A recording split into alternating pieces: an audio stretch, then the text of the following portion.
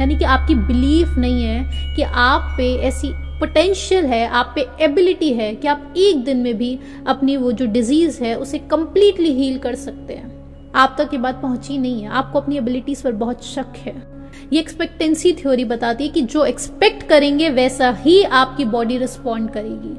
इसमें सबसे बड़ा एक्सपेरिमेंट जो हमने कई बार क्लास में भी डिस्कस करा है वो है मिस्टर राइट का। मिस्टर राइट एक इंसान थे जिनको कैंसर था। कैंसर जो था, उनके जो ट्यूमर था शरीर में, वो ऑरेंजेस के साइज का था और वो डॉक्टर्स के पास जाते थे। सभी डॉक्टर्स ने उन्हें जवाब दे दिया था कि अब कोई क्योर नहीं है, अब आपकी डेथ बहुत नजदीक है मिस्टर राइट, हमारे पास कोई क्योर नहीं है। लेकिन एक दिन मिस्टर राइट एक न्यूज़पेपर में पढ़ते हैं कि कैंसर का एक नया क्योर आ चुका है और उस क्योर में हॉर्स सीरम क्रेबायोजोन नाम का एक हॉर्स सीरम इंट्रोड्यूस किया गया है मार्केट में। ये कैंसर को कंप्लीटली ट्रीट कर सकता है, ऐसा उन्होंने स्टडी करा। वो गए अपने डॉक्टर्स के पास, उन्होंने बोला ये नया ड्रग आया है, मेरा शरीर तो वैसे भी खत्म होने वाला है, आप एक काम कीजिए, क्रेबायोजोन मेरे पे ट्राई कर लीजिए। डॉक्टर्स ने मना करा लेकिन वो नहीं माने मिस्टर राइट। उनको वो क्रेबायोजोन दिया गया और डॉक्टर्स शॉक में थे क्योंकि विद इन फ्यू आवर्स, कुछ ही देर में डॉक्टर्स क्या देखते हैं, वो शब्द उन्होंने इस्तेमाल करे हैं डॉक्टर्स ने कि वो जो ट्यूमर था, they melted like snowballs on a hot stove. जैसे कि बर्फ के गोले हैं, उन्हें अगर किसी गरम तवे पर रख दिया जाए वो मेल्ट हो जाते हैं। उनके ट्यूमर्स उस प्रकार से मेल्ट हो गए थे, इतने बड़े ट्यूमर्स मेल्ट हो गए। उनका कैंसर क्योर हो चुका था सिर्फ उस एक ड्रग से, क्योंकि उनका बिलीफ था कि इससे मैं सही हो सकता हूँ। लेकिन यहाँ पर बात खत्म नहीं हुई। उसके कुछ दिन बाद वो कहीं पर स्टडी करते हैं कि ये जो क्रेबायोजोन जो ड्रग इंट्रोड्यूस हुआ था मार्केट में, इसके ट्रायल्स आ चुके हैं और ये बिल्कुल भी इफेक्टिव नहीं है कैंसर के लिए। और उसी के कुछ दिन बाद ही दोबारा से वो कहते हैं उनका ट्यूमर रिटर्न कर गया। वो गए अपने डॉक्टर के पास, उन्होंने बोला कि ये ड्रग तो काम नहीं करा। 2 महीने 3 महीने निकल चुके थे, वो बिल्कुल सही थे, लेकिन जैसे रिजल्ट पड़ा दोबारा से ट्यूमर्स वापस आ गए। और उसके बाद उनके डॉक्टर ने उन पर एक एक्सपेरिमेंट करा। उनके डॉक्टर ने उन्हें कहा कि आपने अभी ये हॉर्स सीरम क्रेबायोजोन के बारे में पढ़ा है, लेकिन इसी की डबल स्ट्रेंथ वाला एक नया वर्जन आया है, वो अभी सिर्फ और सिर्फ बहुत ही क्लोज ट्रायल्स में परफॉर्म किया जा रहा है, तो आप कहें तो हम वो आप पर ट्राई कर लेते हैं। तो उन्होंने कहा बिल्कुल कीजिए, मैं तो वैसे भी मरने वाला हूँ। और डॉक्टर्स ने उनको पानी दिया, वाटर इस्तेमाल किया, कोई दवाई नहीं दी, वाटर इस्तेमाल करा। उन्हें कहा गया कि दवाई है डबल स्ट्रेंथ की, और दोबारा से पाया गया इमीडिएट इफेक्ट के साथ वो ट्यूमर्स दोबारा से गायब हो गए। वो ट्यूमर्स गायब हुए, वो इंसान कंप्लीटली हील हो गया। 2 महीने निकल गए, लेकिन उसके बाद कि उन्होंने दोबारा से स्टडी करा। अब स्टडी उनके जिस मार्ग पर लेके गई थी उनके जीवन का, वो बनी थी कि बिलीफ आया था कि हाँ ये दवाई मुझे सही कर सकती है। फिर दोबारा से उन्होंने स्टडी करा कि ये जो क्रेबायोजोन ड्रग था और ऐसी कोई नई दवाई नहीं आई है, बल्कि ये बिल्कुल इनइफेक्टिव है इंसानों को हील करने में। और उसके 2 हफ्ते बाद ही मिस्टर राइट की मृत्यु हो जाती है। ये ऐसा एक्सपेरिमेंट है कि सभी डॉक्टर, सभी साइंटिस्ट स्टडी करते हैं और वो कहते हैं कि ये सिर्फ और सिर्फ एक कोइंसिडेंस था, क्योंकि उससे ज्यादा एक्सप्लेनेशंस एलोपैथिक मेडिसिन के पास मौजूद नहीं थी। वो नहीं बता पा रहे थे हो कैसे रहा है, शरीर इतना जल्दी रिस्पॉन्ड कैसे कर पा रहा है, कोई जवाब नहीं था। ये प्लेसिबो का, यानी कि इंसान का जो बिलीफ है उसका सबसे प्रगाढ़ रूप क्या हो सकता है, ये एक्सपेरिमेंट हमें दर्शाता है। और केवल ये एक एक्सपेरिमेंट नहीं, हम दूसरे एक्सपेरिमेंट्स भी समझते हैं ताकि आप जान पाएं कि हमारा जो बिलीफ है उसमें कितनी शक्ति है। Knee joint replacement, knee joint की सर्जरी होती है। अब नी जॉइंट की सर्जरी में वो एनेस्थीसिया देते हैं पेशेंट्स को। एनेस्थीसिया देने के बाद उस नी को खोला जाता है, उस शरीर को खोलकर वो देखते हैं कि या तो नी की वॉशिंग आउट की जाती है, या फिर नी को जैसे रगड़ा जाता है, स्क्रैप आउट किया जाता है, या फिर उस नी को रिप्लेस करा जाता है। तो अब डॉक्टर्स ने कुछ पेशेंट्स लिए और उनको एनेस्थीसिया दिया गया, सबको एनेस्थीसिया दिया गया, लेकिन उसमें से कुछ पेशेंट्स ऐसे थे जिन्हें सिर्फ उनके शरीर को खोला और बंद कर दिया। कोई नी की रिप्लेसमेंट नहीं की गई थी, नी रिप्लेस नहीं किया गया, सिर्फ एनेस्थीसिया दिया और वापस उन्हें बैठा दिया। वो पेशेंट्स वो नहीं जानते थे स्वाभाविक है। और उसके बाद रिजल्ट आया कि वो सभी पेशेंट्स, ऑलमोस्ट सभी पेशेंट्स जो थे जिनकी नी रिप्लेसमेंट नहीं हुई थी, सिर्फ उन्हें झूठ बोला गया था, प्लेसिबो दिया गया था, यानी कि वो सब एकदम कंप्लीटली हील हो चुके हैं। इसे शब्द दिया जाता है शैम सर्जरी। ये शैम सर्जरी की किताबें भी मौजूद हैं कि शैम सर्जरी यानी कि सर्जरी परफॉर्म नहीं की गई है। ये शोल्डर्स जॉइंट्स में बहुत ज्यादा ये परफॉर्म किया जाता है। पेशेंट्स को लगता है कि उनकी पूरी सर्जरी हो गई है, लेकिन कोई सर्जरी परफॉर्म नहीं की गई है। सिर्फ और सिर्फ डॉक्टर्स ने पेशेंट्स को ऐसा शो करा है कि आपकी पूरी सर्जरी हो गई और पेशेंट्स कंप्लीटली हील हो चुके हैं। और शैम सर्जरी को लेके वो बहुत सारे पॉइंट्स निकालते हैं कि किस किस स्थिति में ये ज्यादा इफेक्टिव होती है। कि अगर लंबे ड्यूरेशन तक चला दे सर्जरी, अगर ज्यादा बार उस पेशेंट्स को बोला जाए कि ये प्लेसिबो, ये मीठी गोली, ये प्लेसिबो टैबलेट आपको खानी है, नंबर ऑफ टाइम ज्यादा दोहरा दिया जाए, ऐसे करके बहुत सारे उन्होंने फैक्टर्स निकाले हैं। और इसी वजह से आज डॉक्टर्स के पास आप जाते हैं, वो आपको बोलते हैं 3 बार ये दवाई लीजिए। उसका बहुत बड़ा कारण है, 3 बार आप दोबारा से अपने मन में दोहराते हैं कि आप हील हो रहे हैं। लेकिन इस शैम सर्जरी बहुत बड़ी चीज है जो प्लेसिबो को बताती है कि इंसान को सिर्फ बिलीफ दिलाना है, वो किसी भी माध्यम से दिलाया जा सकता है।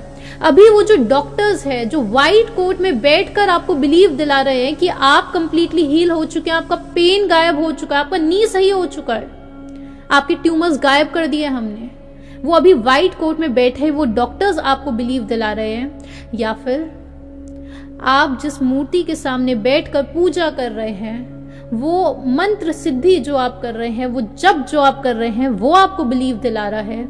या फिर आप आंखें बंद करके ध्यान कर रहे हैं और खुद से अपने आप को एक ऐसी स्टेट में लेकर जा रहे हैं जहां पर आपको ये बिलीफ आ जाता है कि आप कंप्लीटली हील हो चुके हैं। ये कोई भी स्थिति में आप अपने आप को बिलीव दिला सकते हैं। हमने चाइना के ऐसे कुछ, एक हॉस्पिटल था तिब्बत में, चाइना में, वहां पर हमने वो वीडियो आप लोगों को बताई थी कि उस वीडियो में कैसे वो जो मॉन्क्स थे उन्होंने उस लेडी का जो कैंसर था, वो जो ट्यूमर था, उसे गायब किया था एनर्जीज देकर। ये बहुत बड़ा इंसिडेंट है।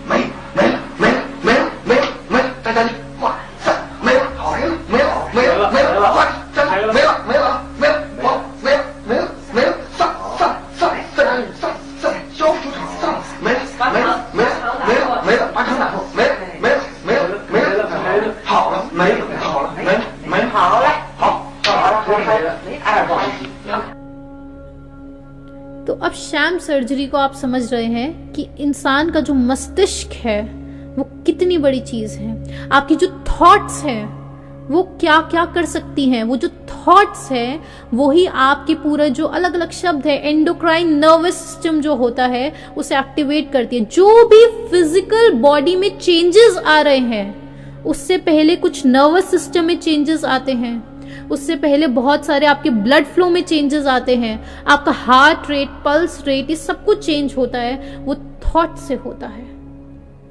ऐसे समझ लीजिए कि आपने इन सेंस ऑर्गन से, ये जो 5 सेंस ऑर्गन्स है, इससे आपने कोई जानकारी अंदर ली। उसके बाद वो जो जानकारी आपके अंदर आई है, आपकी मेमोरी एक्टिवेट होती है। आप अपनी मेमोरी से कुछ चीजें पिकअप करते हैं और साथ ही में आपका माइंड एक्टिवेट होता है। अब आपका जो माइंड है वो इन सेंस ऑर्गन से मिली हुई जानकारी को कुछ मीनिंग इंटरप्रेट करता है। वो मीनिंग्स कैसे इंटरप्रेट होते हैं? आपकी मेमोरी से। अगर आपने कूड़ा कचरा देखा तो आपकी मेमोरी में अगर ये बात स्टोर हो रखी है कि कूड़े कचरे से तो बीमारियां होती है, वायरस फैलते, कोविड होता है, एक्सेट्रा, तो अब आपके माइंड ने ये मेमोरी से बात पिक करी और उसके बाद उसने क्या करा? उसके बाद उसने आपकी फिजिकल बॉडी में कुछ चेंजेस लाए। उसने ये इमोशंस आपके मन में उत्पन्न कर दिए कि कुछ तो गड़बड़ हो रही है। आपने सेंस ऑर्गन से जानकारी ली, आपके माइंड ने उसे इंटरप्रिटेशन दी अपने मेमोरी से कुछ एलिमेंट से निकाल कर, और आपके मेमोरी ने साथ साथ न्यू मेमोरीज भी डेवलप करी, और कुछ भाव उत्पन्न हुए शरीर में, और वो जो भाव उत्पन्न हुए उसने आपकी फिजिकल बॉडी में चेंजेस लाए। ऐसा ही होता है। इसको लेकर तीसरे एक्सपेरिमेंट जो हम समझते हैं कि बॉल्डनेस सर्जरी हुई है, यानी कि बॉल्डनेस यानी कि गंजापन जो होता है मेल्स में, उसके लिए रेमेडी निकाली डॉक्टर्स ने। अब उसकी जो रेमेडी निकाली उसमें उन्होंने देखा, दोबारा से प्लेसिबो ट्रायल करा।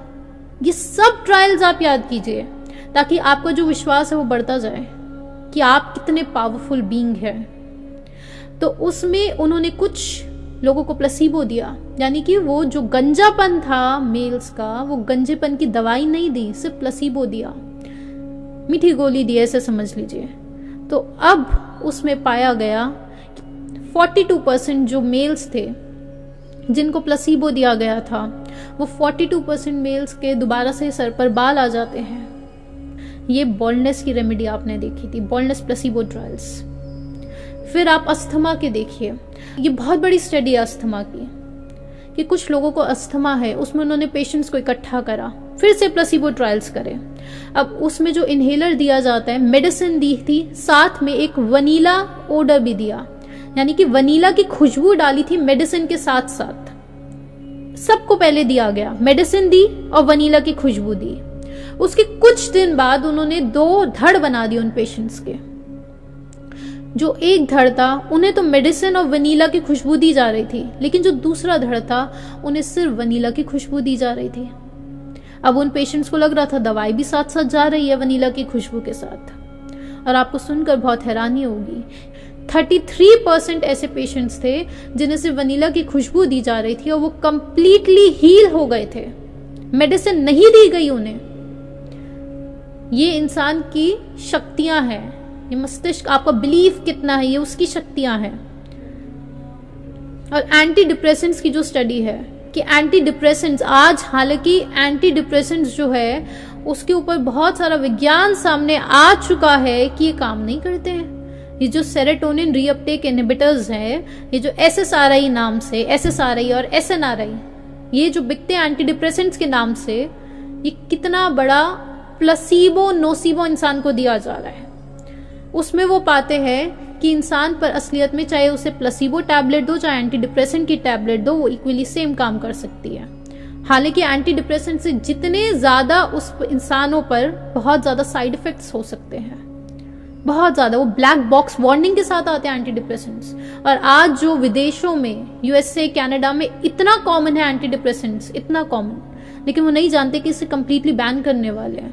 बैन नहीं करेंगे, लेकिन ऐसी स्थिति पर वो पहुंच चुके हैं।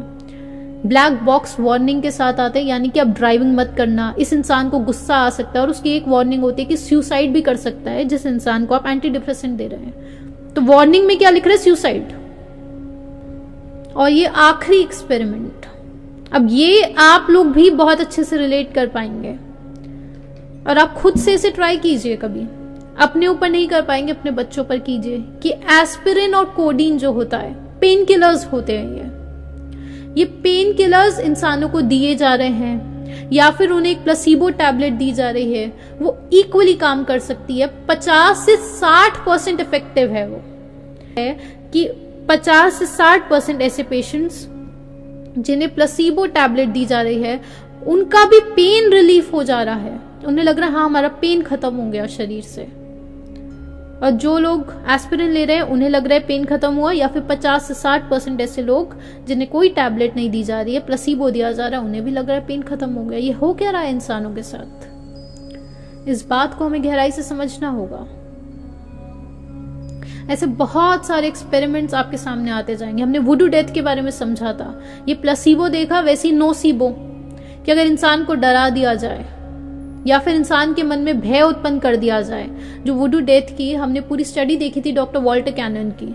डॉक्टर वॉल्टर कैनन एक विलेज में जाते हैं और वहां पर पूरी वुडू डेथ की उन्होंने स्टडी करी है कि इस गांव में एक मुखिया है, अगर उसने श्राप दे दिया इंसानों को तो इंसानों की मृत्यु हो जाती है अगले ही दिन, और अगर उसने बोनिंग कर दी, वो बोन दिखा दी इंसानों को, तब उनकी मृत्यु हो जाती है। उन पे भीषण बीमारियां आ जाती हैं, क्योंकि बहुत हैरानी की बात है ऐसा हो कैसे रहा है। फिर अलग से एक और कुछ लोग वहाँ पे जाके रहे और उन्होंने देखा उनके साथ भी वही चीज़ हो रही है। तो ये वुडू डेथ जो कोविड में, उसे भी आप समझिएगा। लोग अक्सर पूछते हैं हमसे ये सवाल, लेकिन उसके पीछे बहुत सारी कहानी समझनी पड़ेगी, उसके लिए बहुत सारा ध्यान लगाना पड़ेगा, धीरज रखना पड़ेगा।